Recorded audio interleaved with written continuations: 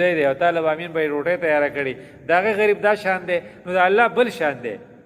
نو هغه تعالی بل هغې ته رابلي نو ځان ته رایل کړي چې الله تا چېرته غواړي والله یدعو الى دار السلام جو خوشحاله شه په انا لله انا الیه راجعون چېرته مه مس کوه دا ټولې خبرې چې وشوې نو اوس دا چې مصیبت راغی اوس په موږ باندې چې کوم پاکستان والو د ټولو د خفګان خبره دا ده چې دې خوا انډیا موږ ته خرش پرش دی او دلته کې راته افغانیان هم خرش پرش شو یوه دا شوه دویمه دا ده چې زموږ حکومت دومره کمزوری دی چې تا لکه چې چاته په چا راغلي هغوی په موږ راغلي دي دا موټروی نه دی دا د پرون نه د نن د 3 بجو پورې بند دی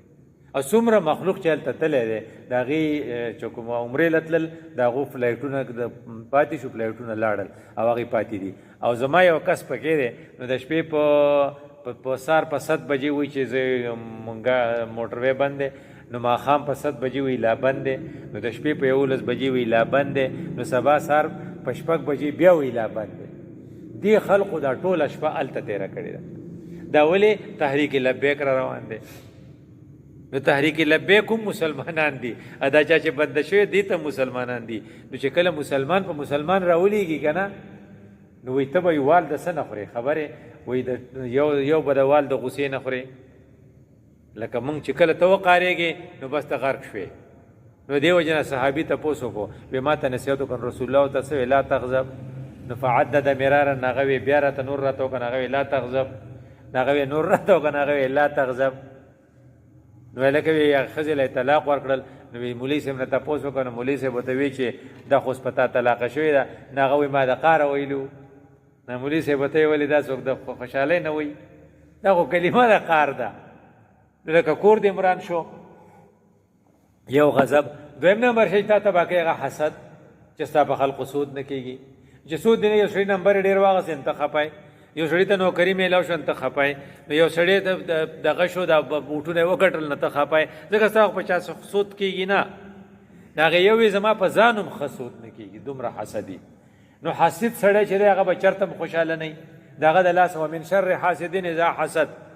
ګوره خو دغه ته وګوره که نه په قرآن کې روغ صورت دی ومن شر حاسد نو چې په چا کې حسد وي چې بعضې خلق په دې خلقو خوشحالېږي هسې یې ډېره خوشحالۍ او بعضې خلق دې څه خفه کېږي یاره پلانی راته پلار جوړ شو جو ټول عمر خفی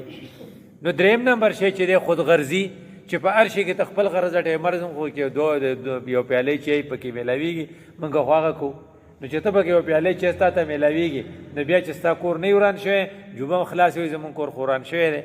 هغه وایي دا خو هلکه عجیبه پښتانه دي موږ په جومات کې اعلان کړو چې په هر کور پسې یو 500 روپۍ امام له راکوئ جو یو 500 به یې راکولې یو چې بیا پیکیج راغی چې وایي موږ خو 15 کورونه یو نه چې تاسو خو د جومات چندې له یو وای اوس خو غرضه دومره دی جومات چندې له خو یو وای اوس 15 بوجۍ غواړئ وایي نه موږ جدا شوي یو نو پرون چې موږ چنده کوله تا خو موږ یو نو خودغرضي دې ته وایي چې دا خودغرضه سړی چې دی دی د جومات په چنده کې یو وي او د پیکیج په اغستو کې بیا 15 کورونه وي موږ جدا شوي د یو بل نه نو هغې ویل که غوجل پکې مه لیکئ نو تا پکې ټولې غوجلې په کورونو کې دا خودغرضي ده چې کم سړی خودغرضه دی خیر نه موني او بل دا چې کم سړی د مسلک په بنیاد باندې اختلاف دی حد ته ورسي چې کفر ته ورسي د دې سړي د تباهۍ دپاره او د شیطان دپاره اسانه لار دا ده په مسلمانانو کې لکه ما په دغه کې په کاټلنګ کې په جوماتونو لیکلي لیدلي دي چې بارې لیکلي چې یهاں تبلیغ جماعت کا آنا ممنوع ہے اور بعض لیکلي یهاں شیعہ حضرات نہ آئے اور بعض لیکلي یهاں اهل حدیث نه آئے لکه ته سوچ وکړئ ته په جوماتونو دا ولیکې نو شیطان به وایي چې ما له خو یې مزه راکړې دا سړي په یو بل لګیا دي نو تحریک لبیک دغه ځای نه شروع شي دا طالبان د دې ځای نه شروع شي موږ د دې ځای نه شروع شي نو دا د تباهۍ یو لار شوه که نه نو چې کله دا داسې مصیبتونه په تا راشي نو ته به څه کوې پاسې بل لارې کمې دي یوه لار دا ده چې زه چې ډیران شو ورته وایي لکه زه خو ډیران یم خزله ما ته راغورځوه نو هغه داسې کوي په دې دغه کې داسې کړي دي دا فلسطینیان چې دي که نه په دې کې د مغربي کناره چې ورته وایي نو د دې دا مشر چې دی په دې فیصله کړې اسرائیل ته ویلي چې اسرائیل ستا فوجي راشي زما فوجي به سملي په ځمکه یا به دیوال ته مخ کوي دا ډیران شو کنه هغه بیا هم نه پریدي بلډوزر راوړي او هغه کورونه ولا کوي وراني او هغه اسرائیل په خپل ځای پکې دا کوي نو یو کته دې ته نږدې کېږي نو قرآن نه تاسو کو نو قرآن ته یو ټکی وی بیا ولا ترکنوا الى الذين ظلموا فتمسكم النار نو پاسې بلاري سوي یو وسدا زې چې دې ته شو ډیران شو جدا دې راځي موږ سره چې سکی جو کوي دي نو په دې خو ته خلاصې کې ځکه نه چې الله دې دومره خپه شو چې وي دوزخ ته بځي یو خبره نو دویم لار زموږ د دې ته دستیاب پناهګاه وي دویم دا چې زه چې د دې باطل سره روغ وکړو او پړه کې به ملګری نه یو پخکاره به ملګری شو د امریکای د فوجیان چې وکنه دې سره به د افغانیان وېدا چل کاو د ورځې به دغونه تنخواه غستا د شپې په حمله کولی نو که فرق د منافقت رویت اختیاره د منافق دا یو سټریټیجیم کې دی شي او کو د منافقت رویت اختیاره ته خبره چې خدای پاک سوې ان المنافقین فی الدرک الاسفل من النار بیا خبره نه کیږي او بیا بل سوې ان الله جامع المنافقین والکافرین فی جهنم جميعا نو خدای پاک وایي چې دواړه به دوزخ ته بیا دغه لارو زما سره پاره لکه د خونې نشته نو درېمه لار موږ د هغې دپاره دا ګورو چې راځئ چې جو نعوذ بالله کافران شو که هغه وایي که نه وایي چې دغه شو دا موږ وایي پلانی څه شوی کرسچن شوی دی ډېر خلک به داسې بدقسمته وي نو ما یو ویډیو لیدلی او خدای دې کړي چې دروغ وي خو په کراچۍ کې یو دغه یو حلقه ده او د هغې ناظم دیم کې او هغه د انډیا نه خو چې هغه لاړه په انډیا کې هغه اعلان وکړو چې زه بیا هندو کېږم خو هغو ته یې درخواست وکړو چې صرف تاسو دا خرا سره وکئ چې نوم راله مه بدلوئ ځکه بیا په سرټیفیکټونو کې لږ مسئله زما د بچو نو زه به هندو یم نو چې سړی هندو شي واپس شي نو په دې به د اخلاص شي لږ اوس موږ ټول نعوذ بالله ووایو چې نتنیاهو موږ ټول یهودیان کېږو خو زموږ نه قلار شه دا هم یو پاسبل رو دغه دی که نه نو هغه الله تعالی څه وایي ومن اعرض عن ذکري فإن له معیشة ضنکا ونحشره یوم القیامة اعما دې ته سمې شته او یو دی کأنما خر من السماء فتخطفه الطیر کم سړی چې کافر شو دوباره دا داسې لکه د اسمان نه چې راټو شي او مرغو وتښتاو دام پکار نه چې داسې وکړو دا درېیم شو که نه یو مونږ دا وی چې چې ډیران شو وته دویم دا چې مصالحت او المنافقت کو او دریم دا چې ملحدان شو کو په دې اخلاص شو ځکه جنگ ته خو زمونږ سمېشته نه نو چې بدینه او په سخ خلاصېږو نو سلورم دا چې وتښتو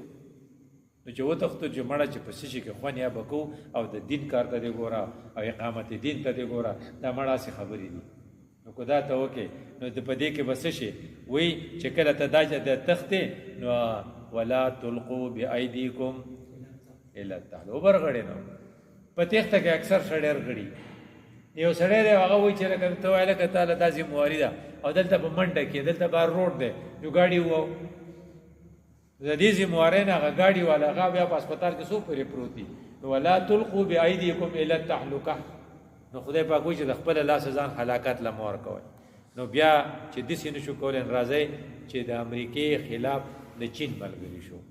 عالمي طاقت جو چین به مونږ بچ کړي نو الله تعالی په هغې بیا خفه کېږي سوی وما لنا ان الله نتوکل علی الله وقد هدانا سبلنا نو که ته وایې چې د چین ملګری کېږم امریکا پرېږدم نو قرآن بیا تعالی پرځولو درځي چې نه خپل آیډنټیټي او خپل صلاحیت مه ختموه نو بیا څه وکړو وی اخري خبره دا ده چې ځئ چې پخپله څه وکړو پخپله څه وکړو پخپله څه کوو وی ګوره ته ډوبېږې که نه اوس محمد ډوبېږي که نه نو چې سړی ډوبېږي نو کشتۍ نه جوړوي نو نوح علیه السلام کشتۍ جوړه کړې وه نو سزا مسره ده وصنع الفلک زنده باد باعیننا ووحینا ځي چې ځان له کشتۍ جوړو نو چې مونږ کشتۍ جوړه کړې وه نو مونږ رافیل تیارې راونه غورځولې نو په ظاهره دی چې ته د بل ته سرنډر کېږې جو ځان له کشتۍ جوړه کا نو په کشتۍ کې به څه چل کې کشتۍ رسه نه جوړېږي د تختو نه جوړېږي نه که ته ترکاڼې یو ته تخته یو تختې ته راوړه یو به دی راوړي یو به دی راوړي یو که ته انګرې جو میخونه راوړه جو که ته مولای جو تقریرونه وکړه نو که ته ټیکنیکل دغه انجینری جو ما ته د کښتۍ د جوړولو چل وښیه ټول خلک به پکې خپل خپل کنټریبیوشن وکړي که نه او کښتۍ به جوړو دا موږ چې کوم میزایل جوړې کړي دي الله دې ولا نور هم توفیق ورکړي نو وایي چې چین و تاریان دی ځکه چې دا د پاکستان میډ پاکستان په هغې کې کنټریبیوشن دی نو شیخ قرآن هم تا ته دا کوي چې کښتۍ به جوړې بوحینا وصنع الفلک باعیننا ہمارے نگرانی میں نو هغه دی چې کله بیا چې استعمالی بیا به 2 رکعته نفل وکړي او بیا به والعادیات ضبحا ووایي او بیا به د هغې نه پس بیا هغه دعاګانې ووایي او بیا به د سهار په وخت کې حمله وکړي نو باعیننا نو ته به شته شې خو سمله ما ګوره که ته وایي چې زما کانې مې ښه شي نو زه به ټیک شم نو سعودي ټیک شو دومره تیارېږي چې ټرمپ ویلي سعودي غوندې مالدار ملک چېرته شتی نه استاره دی دغه چې د عاصم منیر چې قدر کوي د دې وجه نه کوي چې دی به اخلاص کی سبا نو په دې نه کې د ایران د بادشاہ ډېره خبره کړې وی کو امریکای څوک بچ کولای شوې نو یوکراین به بچ کړو په دوستۍ د امریکای په دوستۍ کو څوک بچ کړي نو یوکراین به بچ شي او کو د امریکای په دشمنۍ